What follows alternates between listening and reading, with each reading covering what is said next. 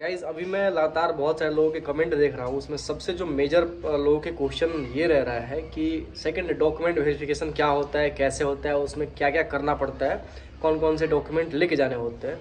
तो उन्हीं सारी टॉपिक पे मैं ये वीडियो लेके आप लोग के बीच में आ रहा हूँ। तो इस वीडियो को पूरे एंड तक देखिएगा ताकि सेकंड डॉक्यूमेंट वेरिफिकेशन से रिलेटेड जो सारा इन्फॉर्मेशन है वो आप तक पहुँच जाए और सब कुछ आप जान जाओ। Hey guys, welcome back to my new video. This is Rohit Maurya, working at GDS BPM in Bihar. और गाइस 2 साल का मेरा वर्क एक्सपीरियंस है, तो जो भी चीज़ें होंगी मेरे पर्सनल एक्सपीरियंस के बेसिस पे आप लोग के बीच में आएंगी। इस वीडियो में हम चर्चा करने वाला है कि सेकंड डॉक्यूमेंट वेरिफिकेशन क्या होता है। जब आपका GDS में आपका जब लिस्ट में नाम आ जाएगा तो आपको 2 वेरिफिकेशन के लिए जाना पड़ता है अपने डॉक्यूमेंट को लेकर। तो पहला जो वेरिफिकेशन होता है वो आपका रिजल्ट आने के 15 दिन के भीतर आपको फर्स्ट डॉक्यूमेंट वेरिफिकेशन कराना पड़ता है। वहाँ पे आपको जाके जितने भी डॉक्यूमेंट आपके हैं जो आपसे डिमांड किया जाएगा आपके मेल के द्वारा, वो आपको लेके जाना पड़ता है। अब लोगों का सवाल ये रहता है कि दूसरे डॉक्यूमेंट वेरिफिकेशन यानी कि सेकंड DV में क्या काम होता है और उसके लिए कैसे हमें पता चलेगा कि हमारा सेकंड DV का टाइम आ चुका है। तो इसी सारे टॉपिक पे हम इस वीडियो को लेकर आपके बीच में आए हुए हैं। तो इस वीडियो को पूरा देखिएगा ताकि सेकंड डॉक्यूमेंट वेरिफिकेशन से रिलेटेड जितनी भी चीज़ें हैं वो आपके समझ में आसानी से आ जाए।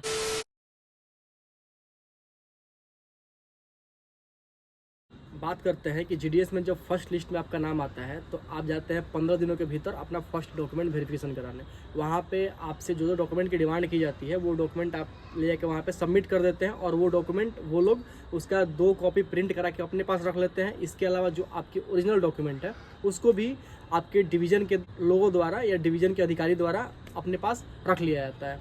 बदले में आपको एक छोटा सा स्लिप मिलेगा जिसमें लिखा रहेगा कि आपने कौन कौन से डॉक्यूमेंट उनको दिए। उस स्लिप पे उनका मुहर और उनका साइन और प्लस डेट सारी चीज़ों को मेंशन किया रहेगा। वो डॉक्यूमेंट जाता है आपके बोर्ड ऑफिस में। आप अगर CBSE से हैं तो वो जो डॉक्यूमेंट है आपका दिल्ली बोर्ड में जाएगा। वहाँ पे जाके चेक होगा कि जो आपका डॉक्यूमेंट आपने सबमिट किया है वो ओरिजिनल है कि नहीं है, कहीं उसमें कोई गलत चीज़ें तो आपने नहीं उसमें शामिल कर दी है।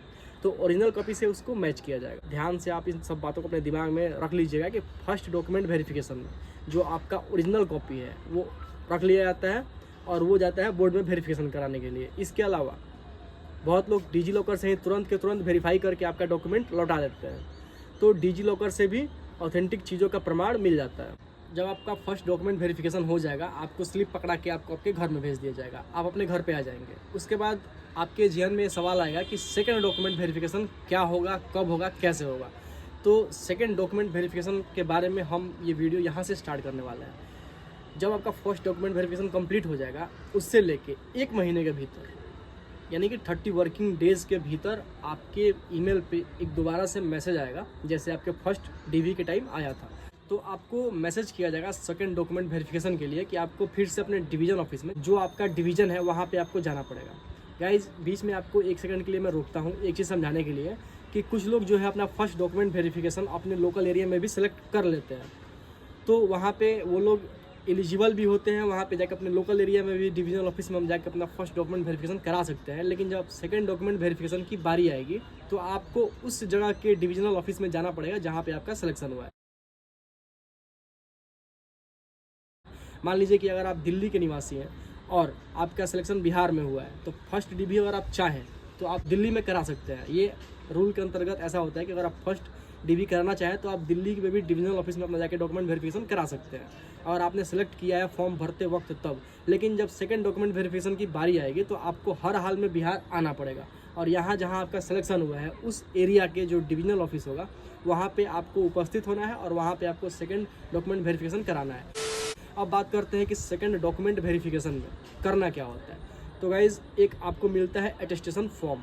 अटेस्टेशन फॉर्म क्या होता है? वो एक ऐसा फॉर्म होता है जिसमें आपका सारा डिटेल फिर से दोबारा से खुद से भरना पड़ता है। उसमें आपको आपने किस विद्यालय से 10th पास किया, आपने कब उस स्कूल को ज्वाइन किया था, आपका प्रॉपर रेसिडेंस क्या है, आप कहाँ के निवासी हैं, इसके अलावा आपके माता पिता का पूरा फुल डिटेल उसमें डालना पड़ता है, आपका अपना फुल डिटेल डालना पड़ता है, आपने कौन से स्कूल से पास किया, आपने उस स्कूल को कब ज्वाइन किया, इसके अलावा आपके परसेंटेज क्या थे, ये सब चीज़ों को उस फॉर्म में मेंशन करना पड़ता है। इसके अलावा 2-3 लोगों का नाम उसमें मेंशन करना होता है कि जब पुलिस वेरिफिकेशन होगा तो जाके जिसका नाम आपने उस फॉर्म में मेंशन किया है उससे जाके पुलिस जांच पड़ताल करेगी कि इस बंदे पे कोई केस मुकदमा तो नहीं है गवाह के तौर पे। तो इन सारी चीज़ों को सेकंड डॉक्यूमेंट वेरिफिकेशन में जब अटेस्टेशन फॉर्म भरवाया जाता है तो इन सब चीज़ों को उसमें मेंशन किया जाता है। तो आप ध्यान रखिएगा, जितना भी आपके पास प्रॉपर इन्फॉर्मेशन है अपने से रिलेटेड, अपने गार्जियन से रिलेटेड, वो सारी चीज़ों को आप स्टोर करके तब सेकंड डॉक्यूमेंट वेरिफिकेशन के लिए जाइएगा, ताकि आपको वहाँ जाने के बाद कोई समस्या का सामना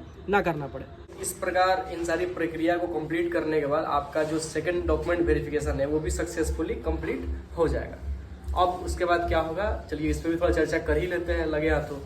तो उसके बाद जब आप अपने घर आ जाओगे सेकंड डॉक्यूमेंट वेरिफिकेशन करा के, उसके कुछ दिनों बाद आपके डिवीजन ऑफिस के अधिकारियों द्वारा आपके जो लोकल पुलिस थाना है या लोकल जो एसपी ऑफिस है, सुपरिटेंडेंट ऑफ पुलिस वाला एसपी ऑफिस, वहाँ पे एक लेटर भेजा जाएगा जिसमें आपके बारे में सारा डिटेल फुलफिल रहेगा कि इस बंदे पे कोई केस मुकदमा या कोई एफआईआर या फिर कोई पुलिसिया कार्रवाई तो नहीं है।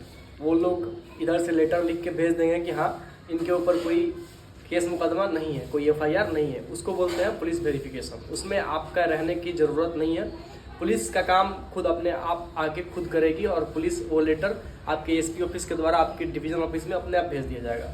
उसके कुछ दिन बाद आएगा आपका ट्रेनिंग लेटर और फिर आप जाओगे ट्रेनिंग के लिए। वहाँ पे अगर आप बीपीएम है तो आपकी 15 दिनों की ट्रेनिंग होगी और आप एबीपीएम है तो आपकी 3 दिनों की ट्रेनिंग होगी। और उसके बाद जब आपका ट्रेनिंग पीरियड कंप्लीट हो जाएगा तब आपको चार्ज दे दिया जाएगा और जिस दिन आपको चार्ज दिया जाएगा उस दिन से आपकी सैलरी बननी स्टार्ट हो जाएगी। और सैलरी के बारे में आपको पता ही है, बहुत सारे वीडियो में मैंने सैलरी का जिक्र कर रखा है, लेकिन अगर फिर भी अगर आपको चाहिए सैलरी से रिलेटेड वीडियो तो आप उसके लिए कमेंट बॉक्स में जाके ड्रॉप कीजिए।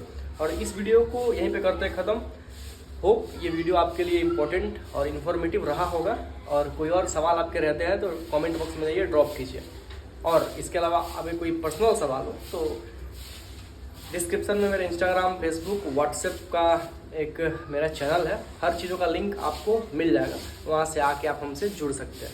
चलिए गाइज, इस बार जो भी चीज़ें हो सब कुछ फ्लो के साथ अच्छी तरह से आपका हो जाए, आपका भविष्य बहुत उज्जवल हो, इसी आशा और उम्मीद के साथ इस वीडियो को करते हैं यहीं पर समाप्त। मिलते हैं अगले वीडियो में। फिलहाल इस वीडियो में दीजिए हमें इजाज़त, अपना ख्याल रखिएगा।